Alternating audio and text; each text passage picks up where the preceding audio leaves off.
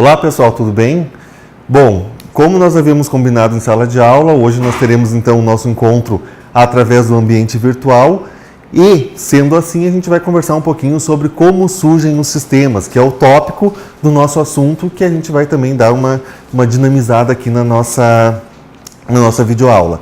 Bom, pessoal, todo sistema, quando ele é projetado, ele surge a partir de alguma demanda específica.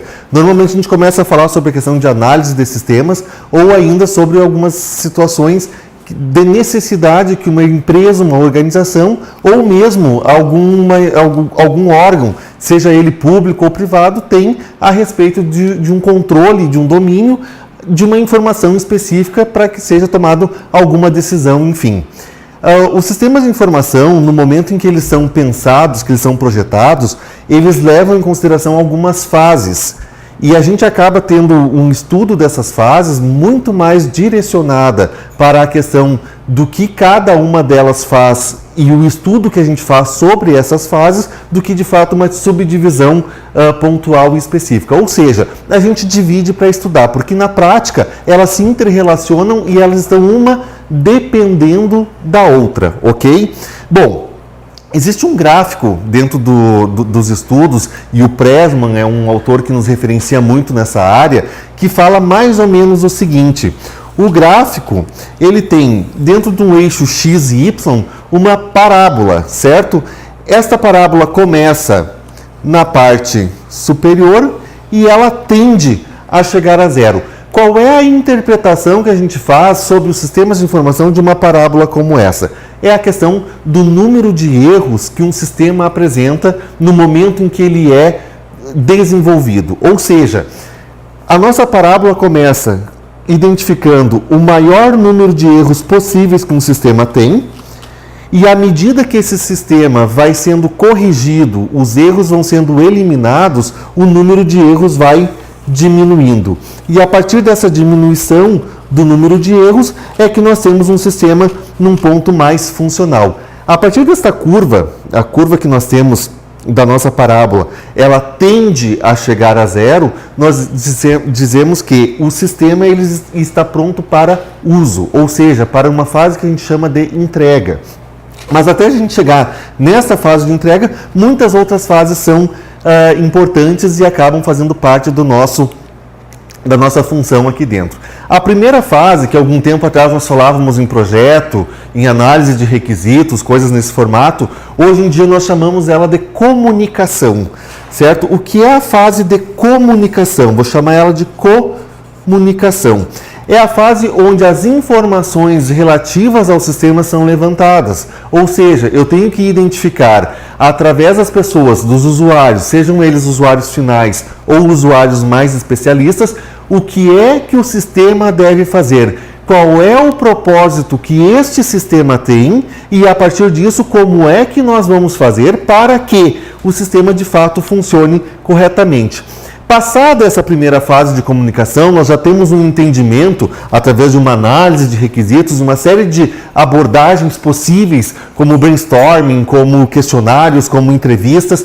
Através de todos esses instrumentos, nós conseguimos ter uma grande informação sobre o propósito que esse sistema tem, e aí nós passamos para uma segunda fase, chamada de projeto.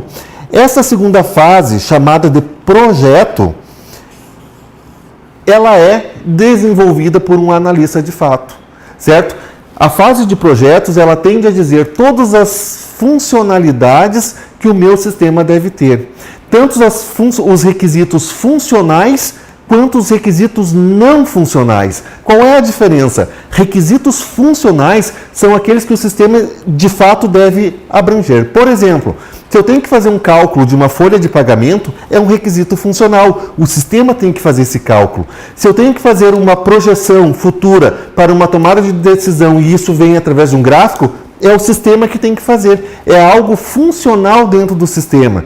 Se eu tenho que fazer um controle de alíquota, de impostos que entra e sai, também são requisitos funcionais, ou seja, aquilo que tem que ser desenvolvido, implementado para os sistemas de informação. Os requisitos não funcionais são aqueles que são necessários para o funcionamento do sistema, mas que são externos a ele. Por exemplo, o tipo de servidor que vai ser usado na rede, a velocidade da minha internet, que tipo de banco de dados vai ser utilizado, ou seja, são requisitos não funcionais porque não fazem parte do sistema de informação, porém, eles são requisitos para que o sistema funcione, ok? Tendo essa divisão dentro do nosso projeto.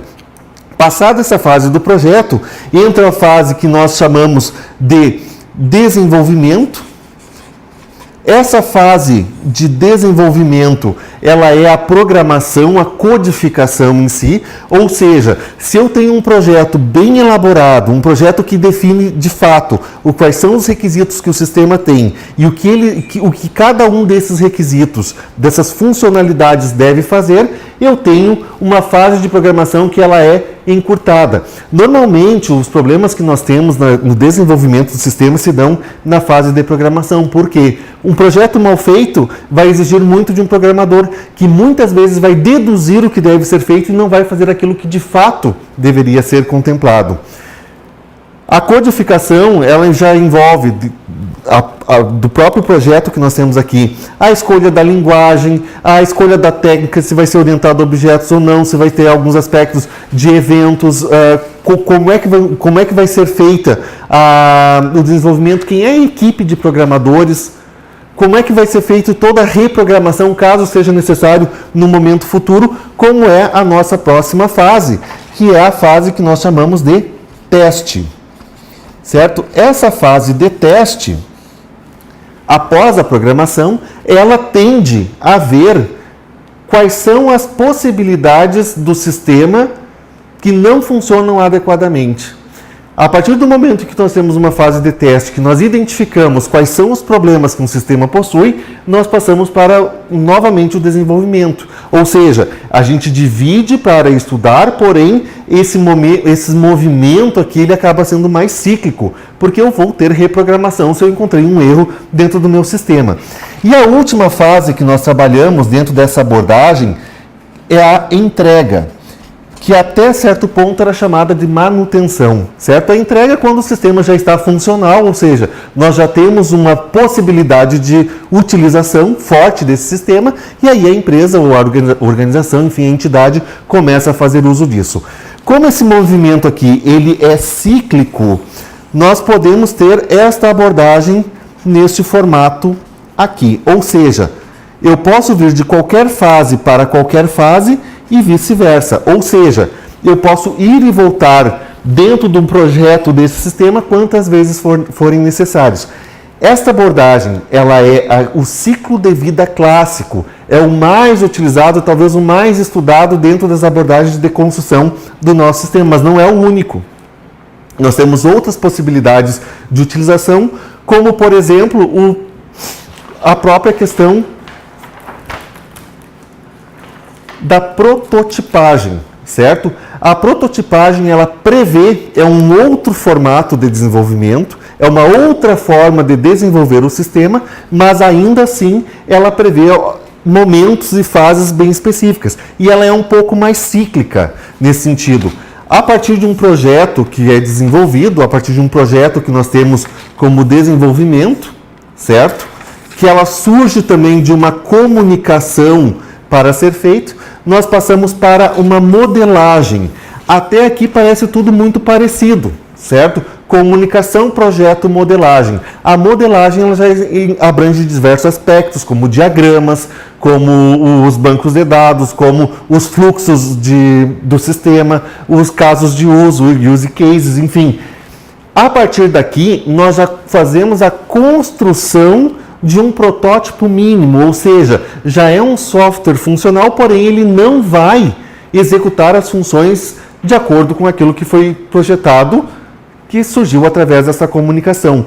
O nosso protótipo, ele nada mais é do que uma possibilidade, uma visualização prévia que é apresentado para os usuários que têm a intencionalidade de usar esse sistema para que eles consigam identificar se aquele protótipo, né, se aquele sistema que está sendo moldado, ele realmente dá conta da necessidade que o gerou, certo?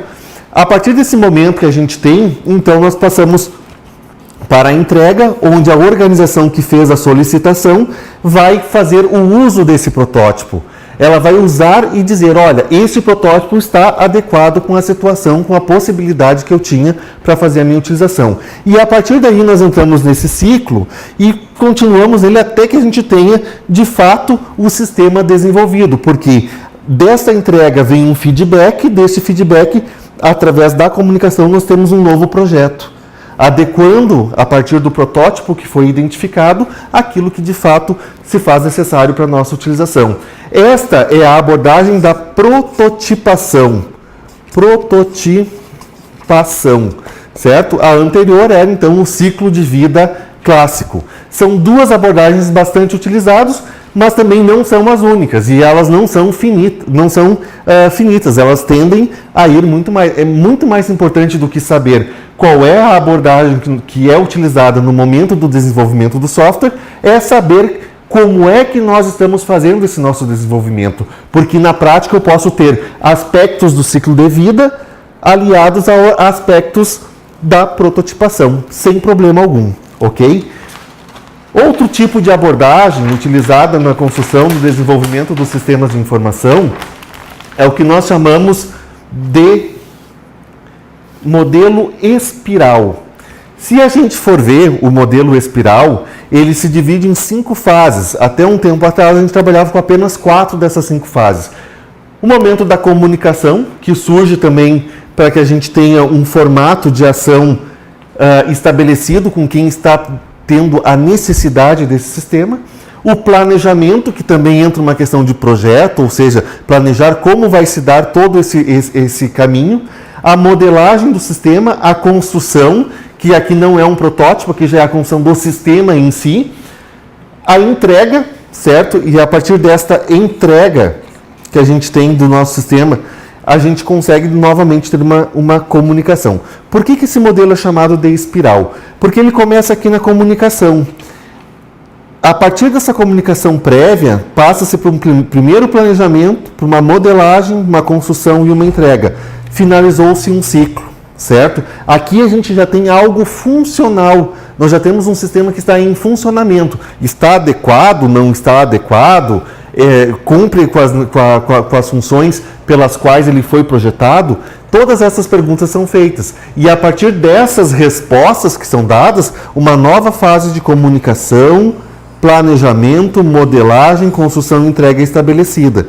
Novamente é feita uma avaliação, uma análise sobre o sistema que foi entregue. A partir dessa nova análise, nós de novo temos um ciclo que vai se estabelecendo. E aqui a gente não tem um modelo finito da mesma forma. Ou seja, nós conseguimos estabelecer um modelo espiral que ele vai passando por fases ao longo do tempo, mas essas fases cada uma tem uma função específica e elas retornam cada vez com uma complexidade maior. Ou seja, a complexidade que eu tinha na primeira volta que eu dei na minha espiral, ela é menor do que a complexidade que eu tenho na segunda volta, que é menor do que a complexidade da terceira, e assim por diante.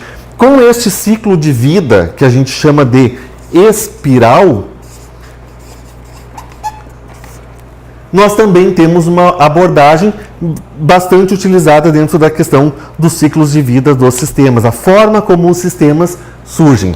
A partir desta explanação, deste nosso comentário, dessa nossa videoaula, eu vou colocar para vocês aqui no ambiente virtual algumas atividades que dizem respeito a esta ação. Vocês podem observar mais abaixo deste vídeo que existe um link de um questionário onde vocês deverão responder aquelas questões e a partir das questões respondidas vocês já obterão a avaliação de vocês desta nossa aula que está iniciando hoje. Certo, pessoal? Então, uma boa aula para todos, uma boa atividade e qualquer dúvida vocês sabem que podem entrar em contato comigo via e-mail ou mesmo aqui pelas mensagens do ambiente. Um abração para todo mundo.